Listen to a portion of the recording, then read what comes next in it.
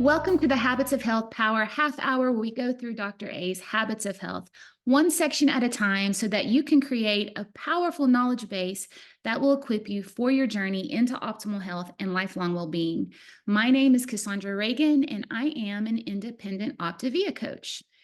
In the last few episodes, we have been going through Dr. A's Habits of Health, section 2.5, entitled Choosing Wisely, Dr. A's color-coded shopping system. We have prepared to review this new system by first making sure that we solidly understand just what low glycemic means and that we realize just how deadly the modern American diet is for us. Today, we are finally going to jump into explaining that color-coded system. But first, let's get ourselves ready to shop by making sure we understand just some basic guidelines that will direct you towards the foods that promote health and away from those that lead to disease. So number one, fresh is typically better than frozen. And I said typically, and it's typically better than frozen, canned, or in a jar. And second, natural is better than processed. So what does fresh mean? Dr. A says this can be a trick question because often what's been advertised as fresh really isn't. For example, those greens that you got in the produce department at the grocery store, may have been fresh at one time, but since they've been harvested, they've sat in a warehouse for weeks, losing vitamins and nutrients. The longer a fresh fruit or vegetable sits, the more it becomes depleted of vitamins, minerals, and antioxidants. So that's why we say fresh is typically better than frozen, but sometimes if a vegetable was harvested and immediately flash frozen, it can actually have more micronutrients than, say, a veggie that was shipped halfway across the world and has sat and ripened in crates for weeks.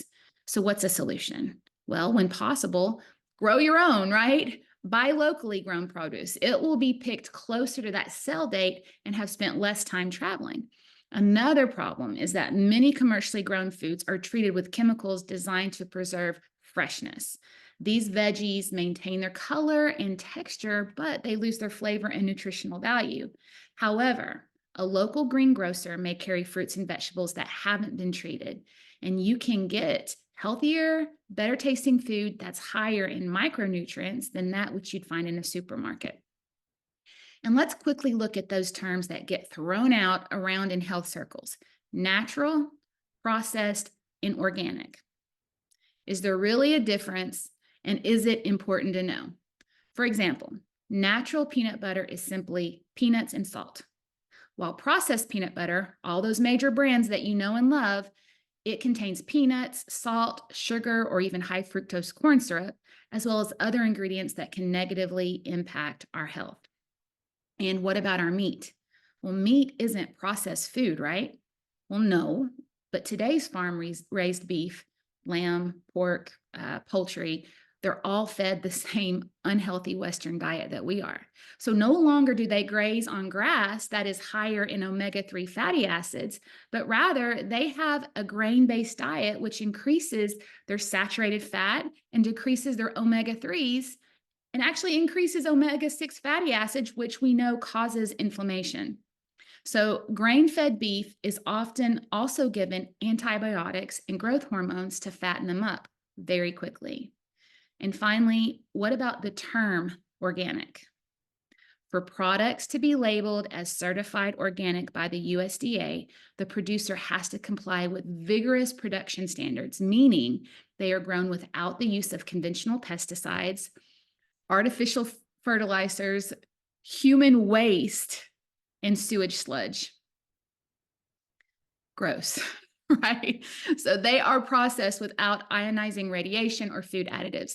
Livestock are reared without the use of antibiotics or growth hormones, and the food that the livestock eats, must also be 100% certified organic, because literally what the livestock eats is what we eat, right? So how do you know in the grocery store if something is organic in the produce section if there are no signs that say organic? Well, look for the number 9 in the PLU code, which is, if you can remember, most veggies have a little sticker on them, and that's the PLU code. And It's usually 4 or 5 digit number located on that sticker. And if the code has 4 digits, it's conventionally grown. But if it has 5 digits and begins with the number 9, then it's organic. So the question becomes, is organic food worth it? Well, that's a question that's actually highly debated. And yes, organic food can be more pricey, about 10, maybe 20% more than what you would pay for conventional. However, when your body is working well, you need less food. Better food costs more, but you will need less of it. When you eat toxic processed food, your body never really wants to stop. And so you eat more and more, as we've shown in the last few episodes. And actually, later, when we talk about inflammation, you're going to see the effect that added chemicals have on your body's chronic inflammation. And the reality is, highly processed food costs more in the long run, both financially and physically. So let's go shopping. Before you walk into the store, make sure you've done a healthy home makeover by clearing out all of the food storage areas of all processed foods and foods that are high glycemic and high in saturated fats. Get those suckers out, right? And then you have to equip yourself with a shopping list so you don't fall prey to impulse buys. While in the store, stay along the outer perimeter of the store where all whole foods tend to be. Those middle aisles have the processed foods. And never, ever, ever, ever, ever, ever, ever go shopping when you are hungry, right? So anybody ever done that? Bad idea. So today we are going to start with our vegetables. And to refresh your memory, let's look at Dr. A's healthy eating plate system. Now, when you are shopping, think about the meals you're planning. A meal on your 9-inch plate should be made up of 50% vegetables and fruit, 25% protein, 25% grain from My Healthy Food Choices. And remember, you can always add more vegetables and less fruit to the percentage. You know what? You could even skip the fruit and use all vegetables every now and then. And don't forget, if you're using the Optimal Weight 5-in-1 plan, the one with the prepackaged fuelings as your phase 1 weight loss program, you are not allowed fruit during this phase. So today we are just touching on fruits and vegetables. Remembering, like I said, Optimal Weight 5-in-1, no fruit until phase 2 of your program, which is transition. And as we discuss each food group, we'll discuss the healthy or functional ways to consume them, or the toxic or dysfunctional ways to prepare and eat them. Just because you have a healthy veggie doesn't mean you can't make it unhealthy. And then we'll also touch on both the proportion that they should have on your 9-inch plate and the portion size. So let's look at the color-coded charts for fruits and veggies. Just to remember, we want to move towards the dark green vegetables. These dark green vegetables, not the vegetables themselves, but the color-coded system means that these specific vegetables are very low glycemic. And if you don't understand what that means, just go back and watch the episode, the first episode of this section where I explain all about the glycemic index. Another good choice is the light green. It's 20 or more, right? So anything in the green or light green are really good options for you for your plate system. Now, when we are getting in the yellow section, these are a little bit higher glycemic. And honestly, if you are in that stage where you are in transition and you're adding starches and whole grains, this is something you could actually substitute for that section because it's more like a whole grain or starch. They're just starchier, they have higher sugar content, therefore they are higher glycemic. And so, like we said, the functional use of these are the way you cook them. You can saute them, you can steam them, you can roast them. You just have to remember, when you cook and prepare these vegetables in a functional way, they maintain their vitamins, minerals, phytochemicals, fiber, and they're really at the core of your long-term plan to reach and maintain your optimal health. And they maintain a low calorie, and they maintain a lower glycemic index. Now, we all know that we can take zucchini and we can bread it and we can fry it. And this becomes a dysfunctional way to utilize our veggies. The fried vegetable, typical of fast food chains and other restaurants, as well as, other common packaged fruit juices, have been stripped of their nutrients and are loaded with fat and sugar. So we don't want to take a healthy vegetable and then make it unhealthy. Frying in saturated oil, adding breading actually makes it higher inflammatory.